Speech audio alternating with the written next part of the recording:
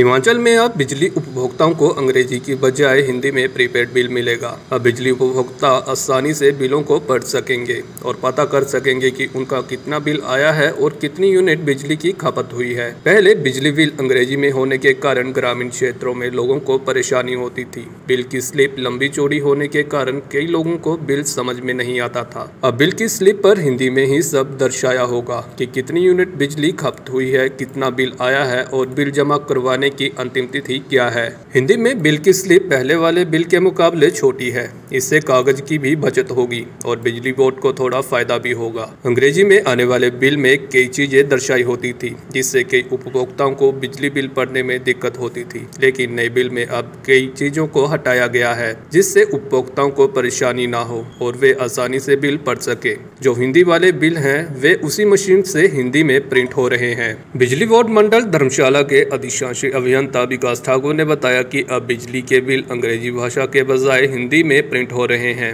इससे लोगों को बिल पढ़ने में आसानी होगी। पुराने बिल के मुकाबले नए बिल के प्रिंट छोटे हैं, जिससे कागज की भी बचत होगी। Bureau report ENTV।